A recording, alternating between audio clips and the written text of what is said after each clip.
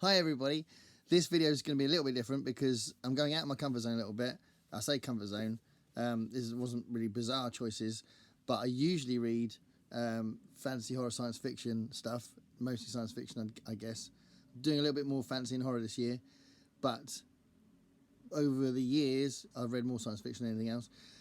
So that's a lot of what my channel is, but I have wanted to read more translated works, and I've wanted to delve into other cultures and discover some of these classics that I've read a lot about.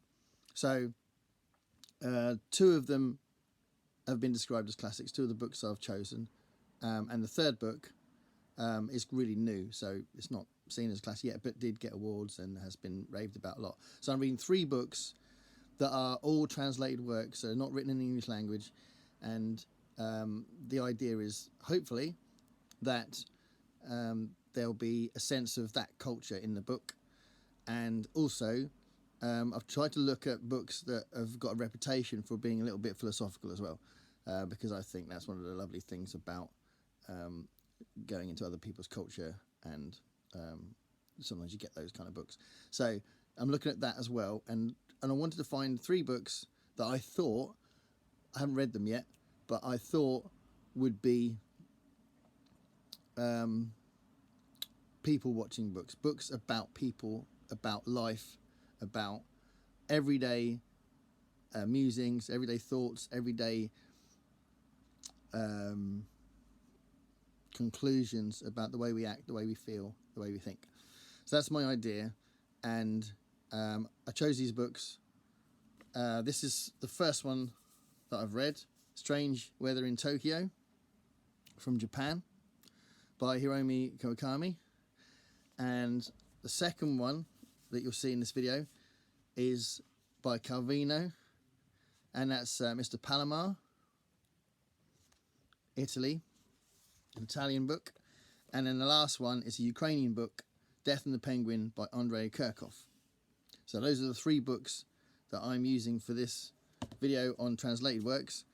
And as you see, I'm going to do the review straight away. As soon as I've finished it, I'm going to post something, or not post it, but I'm going to record a video straight away about my thoughts on the book, and then I'm going to make compile the video from those different elements together. So I'm now doing the introduction after I've read Death and the Penguin. So I've already done my video on Death and the Penguin, just doing the introduction again, and then you'll see that I look a bit different in all through this video.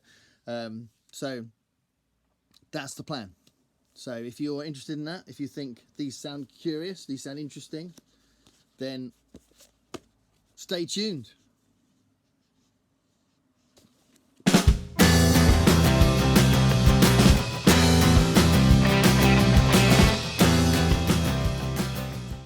So the first book is Strange Weather in Tokyo. So this is a book by Hiromi Kawakami. She's an author from Japan that's had lots of awards for her work. This particular book has had lots of awards. And to be fair, I was looking for some translated works, but I was absolutely struck by the cover. So could be influenced by yellow being my favourite colour, but it's also, I just think it's a really fascinating and powerful cover. So that's what drew me in first, but then I read the back, and it says on the back that it's an exploration of relationships and loneliness, and I thought I'd give it a go. I thought it was an interesting premise, and the idea is that the main character, she's an author from Japan that's had lots of awards for her work. This particular book has had lots of awards, and to be fair, I was looking for some translated works, but I was absolutely struck by the cover. So could be influenced by yellow being my favourite colour, but it's also, I just think it's a really fascinating and powerful cover. So that's what drew me in first, but then I read the back, and it says on the back that it's an exploration of relationships and loneliness, and I thought I'd give it a go. I thought it was an interesting premise, and the idea is that the main character, who's called Tsukiko, she is in her 30s, and she goes to a bar and encounters her old teacher, who's in his 60s, and basically, through the book, they start up a friendship, and that friendship becomes more than that. But what's interesting is that friendship does develop, but in different ways for both of them, and they're very different people. And there is an age gap, clearly, that's part of what this is about, but the age gap is not quite the main point, I think. So a lot of people have reviewed this and talked about the age gap, and some people have been disgusted by the age gap, which is a bit odd because, you know, the main character's in her 30s, so I don't think it's about being outraged by the age gap. But the main kind of thrust of this book really is about how both characters are very lonely, and both characters enjoy the company of the other one. But I think more importantly than the age gap is the difference in what they're like as personalities and what they're like as people. So she's got quite a vibrant, energetic, sort of optimistic, positive view of life, and a little bit informal, and always out for discovering new things, and kind of she's got this young outlook, I guess, on life. Sometimes she seems younger than she actually is, if you know what I mean. Like the way she's described, she's got a very youthful attitude to life, and you have to keep reminding yourself that she's in her 30s, I think. Whereas the male character, who she calls Sensei all the time, repeatedly calling him Sensei, she's putting her back into that teacher-student history. So I think that's kind of telling anyway. But his character is very formal, is very socially awkward. He repeatedly pats her on the head. And I think that's, again, that social awkwardness. And he doesn't really know how to deal with the relationship. And when it gets more, when they get closer, he really doesn't know how to deal with it. And it's very interesting the way it kind of develops. And I'm not going to spoil the ending, but I ended up thinking this was a really quite a beautiful book, very poignant, and it was well out of my comfort zone. It's not the sort of thing I'd normally read, but I was drawn with the subject of trying to read more translated works, read more about relationships, love the cover. So I was drawn by all those different things, but actually it's a very short book, but I think it's a very poignant book, and I'm glad I've read it, and it does make you think about relationships and any of these explorations of the human condition and what we're like as people watching books. I think it should be about making you think about your own life and your own relationships and your own priorities and how you spend your time. I think that's what it should be. There's a lot of food and drink in this book as well. They spend a lot of time drinking sake and eating lots of food. But they do spend a lot of time thinking about their past. So he thinks about his wife that he had, and she thinks about what she wants, based around, she doesn't really say it, but it's definitely based around her loneliness. So I think this is a really good book, but hopefully I've told you enough so you can tell whether or not it's the sort of thing you'd like to read. So Strange Weather in Tokyo, check it out if you think it sounds interesting. Okay, so the second book I'm looking at, I could pronounce the author incorrectly, so apologies if I have. So Italo Calvino is the author of a book called Mr. Palomar. It was published in 1983. He died in 1985, so it's the last thing he published. He was already a well-established, considered really important author at this point anyway. And this book is a novel, but it's not really a novel with a normal structure or it's not got a plot. It's basically poetry.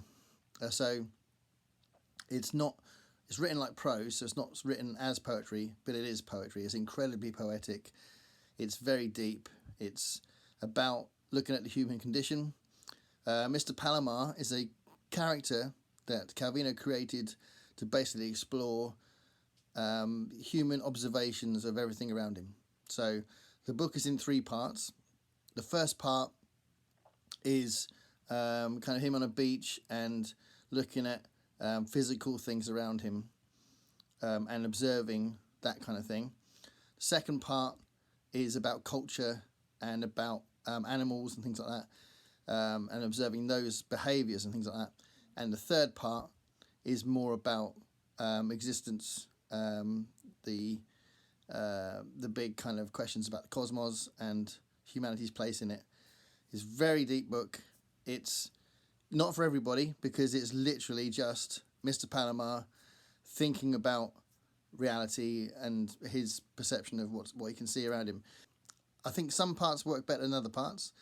The second chapter, they're very short chapters. The second chapter made me laugh because it was him having this very deep inner monologue about what was the correct way to notice or not notice a topless bather, and it's just really funny because he keeps trying a different way of doing it, and it's clear that he's going about it completely the wrong way, and he ends up upsetting her. It's very funny, but the rest of it's not funny at all. But that one made me laugh because it was so obvious what was happening, and it really was the opposite of what he should be doing. And I think it was very subtly doing that, but it was all very serious from Mr. Palomar's perspective. But all the way through the rest of it, it's very serious and it's very detailed. It's extremely detailed. So every single movement, there's a whole chapter, for example, about a gecko. Every movement a gecko makes is being studied and analysed about what the motivation is in the gecko's movements.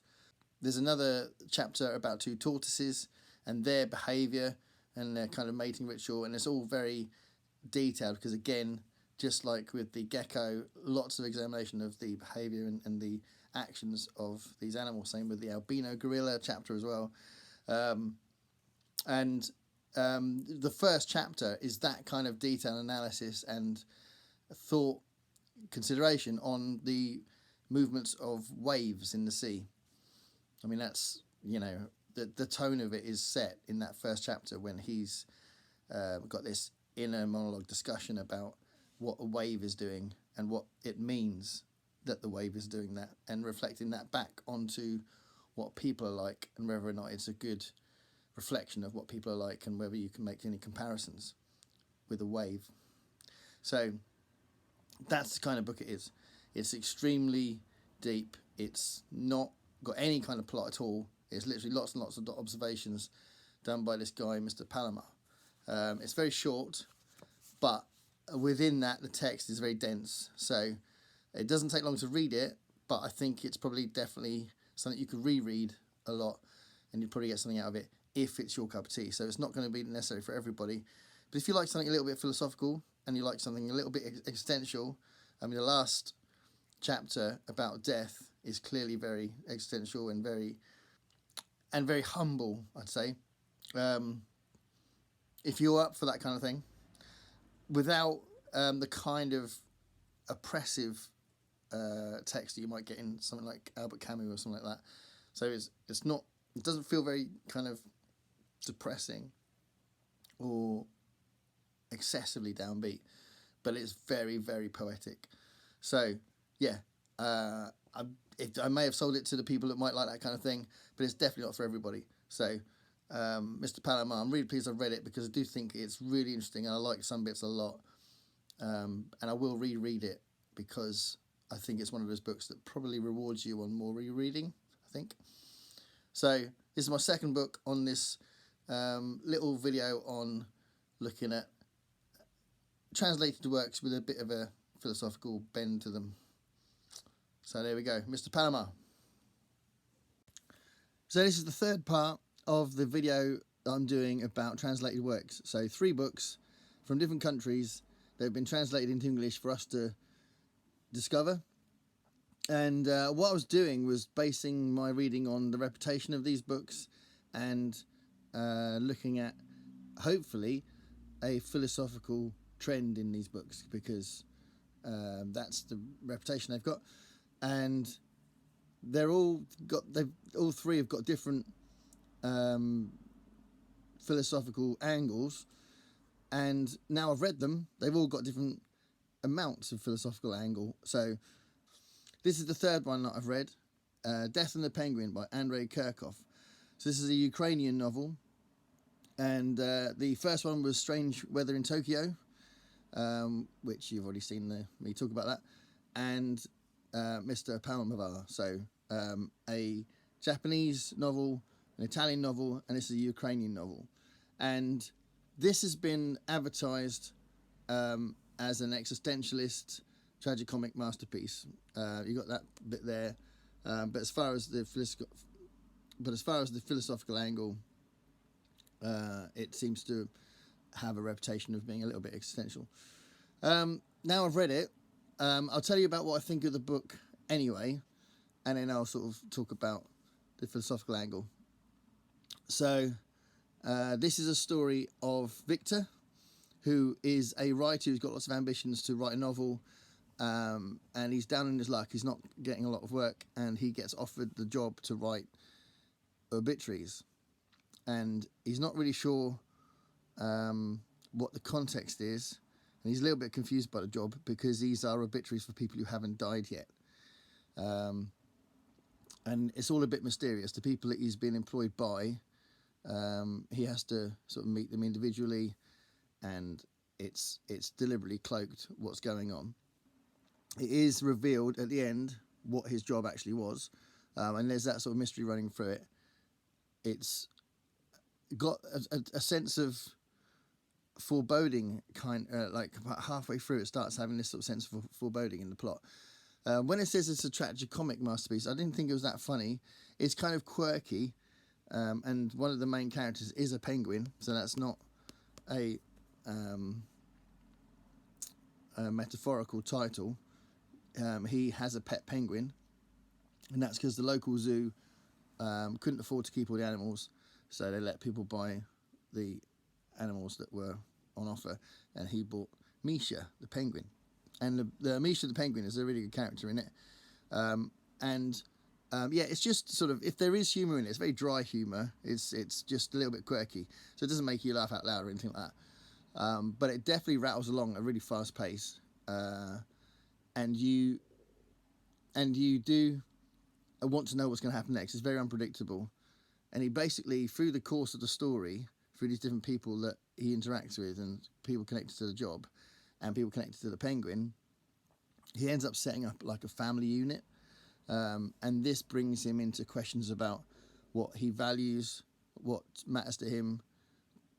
Does he love these people? Does he love the penguin? And basically the last 30 pages, he's got a massive dilemma, and it's all built around basically a trap that's been laid to him by the people he's been working with. So it's deliberately mysterious through most of it, and when it does get revealed what's been happening, it makes perfect sense, and there's a really kind of a sweet ending. I say sweet ending.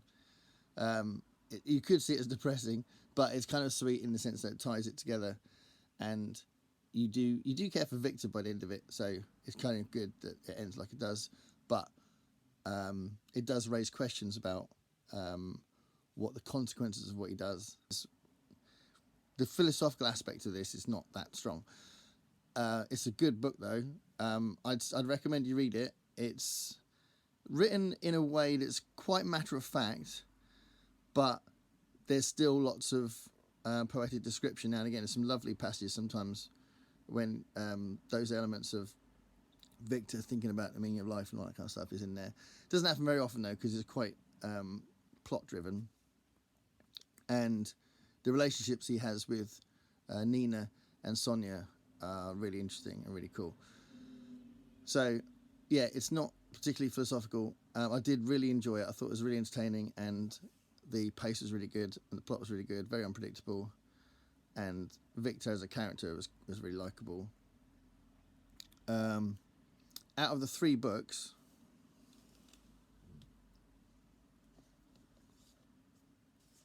this was my favourite.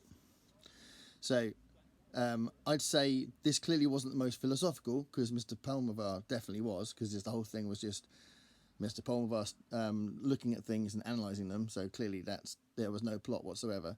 But this, I think, had more to say, really, and it was a really nice story, and I thought it was written really well, and it's got, again, a really nice ending like this one did.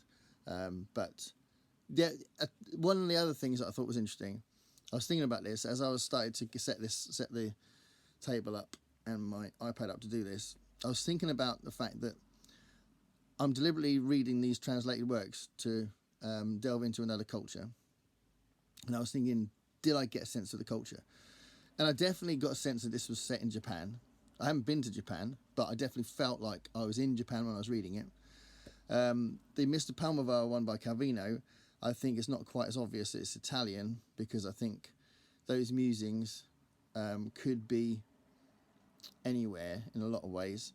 But I remember when I went to Italy, there were loads of geckos everywhere, so having a chapter on geckos kind of places it a little bit as well. And this is definitely Ukrainian, and there's a lot of that sense of a post-Soviet Ukraine where it says in the text that the people are used to corruption, and they're used to laws being subverted, and it's a little bit like the mafia is just part of their culture and part of something they're used to. So the setting of the book and the reason why Victor's story gets developed as it does is definitely a Ukrainian thing. So I think all three books, to varying degrees, but especially these two, they do give you that sense of culture, and I think that's why it's so good to read translated works. So yeah, I really enjoyed that, and I'd recommend it. Death and the Penguin.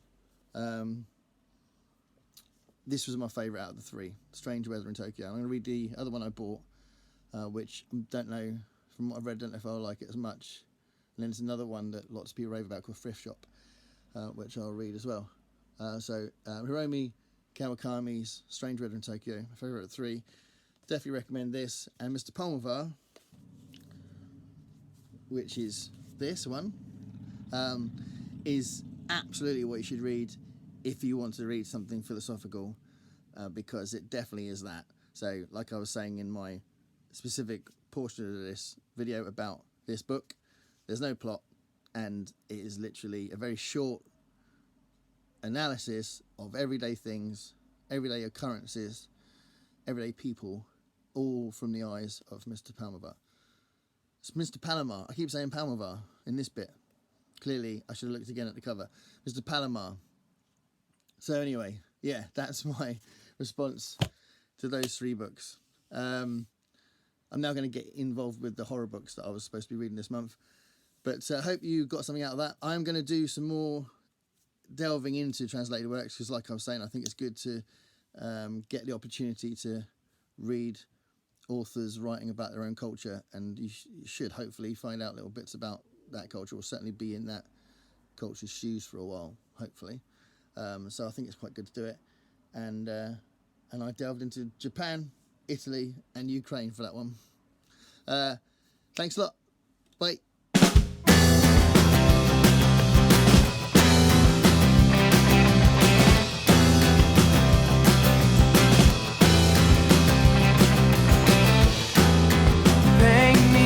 Picture of what it's like to be